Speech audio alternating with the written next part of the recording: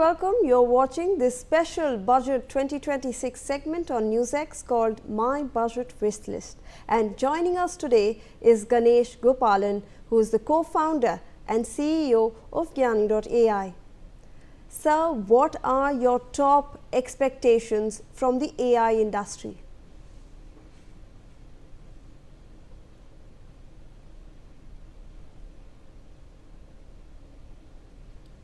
Yeah, so I guess firstly, thanks for having me here.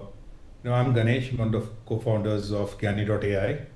So essentially, we are part of the India AI mission. We are one of the companies that are building sovereign AI systems for the country. Thanks a lot to the government for helping us with the compute, right? And so the first thing on the budget is, I think there is about 10,000 crore allocated for the India AI mission this year.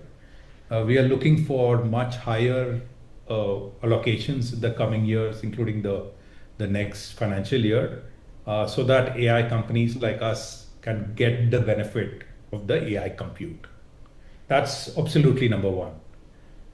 Secondly, we're looking for some R&D tax credits if that's possible, right? And that's something that we're looking for, because what we generally play is a long-term deep tech game, and some sort of a R&D tax credit scheme would be really beneficial to companies like us.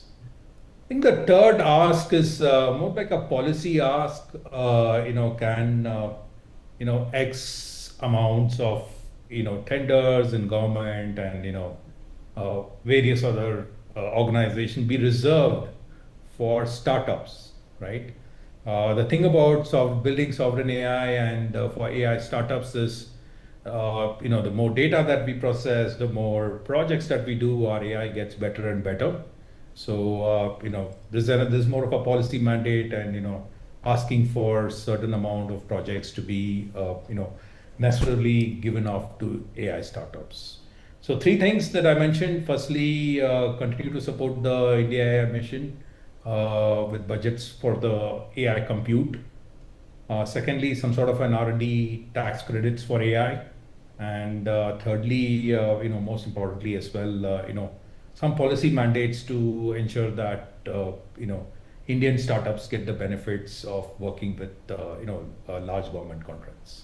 Right. In fact, sir, you also recently met the Prime Minister. We are hosting our first AI summit. What do you think can we get done rapidly in the AI industry? See, firstly, the word rapidly is always a bit scary, right? So I think it's always not the first person to run the race who wins the race, right? And I think that's what the Indian government and the Prime Minister's, essentially ensuring that we want to be the front runners in this industry. In this coming AI summit, what we are looking to do is to showcase to the world what Indian AI is, what we can do, and the kind of sovereign AI that we are building for India. We are ready to help other countries build their own sovereign AI as well, right? So we are definitely front runners in AI, and we are looking to help other countries who will be visitors for this India AI Summit, help them on their journey to become a great sovereign power too.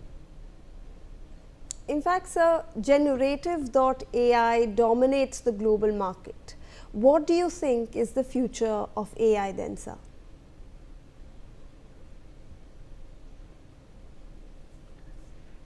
So that's a very basic question, or rather more complicated question. I think certain people say that soon we're going to have AGI,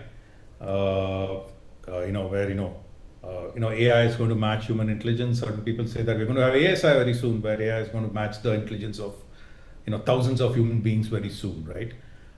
So irrespective, I think so the predictions are both scary and also a great opportunity for us as being AI companies, but definitely great opportunity ahead. And as an Indian AI company, we want to see Indian AI dominate the AI product space, and quite determined and quite confident that we will get there.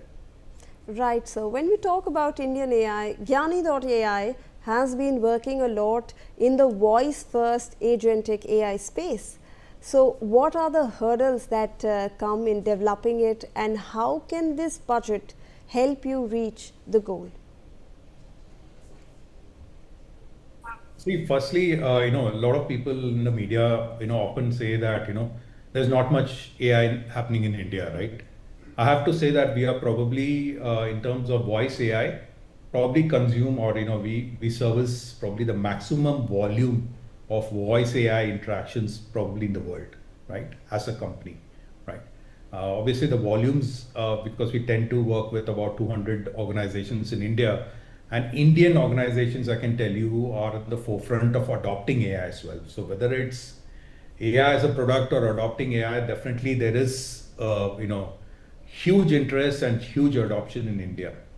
As far as the budget is concerned, like I specifically said, one of the things that we all struggle with is fundamentally compute, right? In terms of GPUs, and what the budget has really done, what the budget really needs to do is to make sure that the good work done by the India AI mission is continued, and that too exponentially, so that there are hundreds of Indian AI startups that emerge who develop deep tech and start to compete with the best of the world, right? And the government, you've also seen that, recently announced this stuff about the RDI fund, and it announced about, potential budgets of, 1 lakh crores, right? And also setting up an ecosystem of VCs, the government is trying to do what all stuff is there in the valley. Obviously, the valley is a amazing phenomenon, and we have a lot of catch up to do.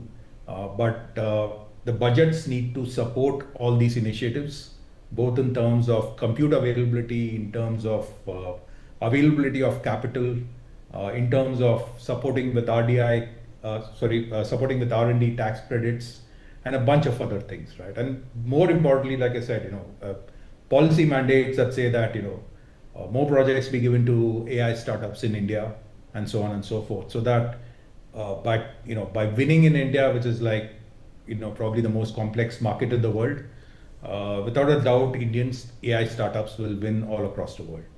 Absolutely, some very insightful points. Thank you so much for sharing your budget 2026 expectations with NewsX.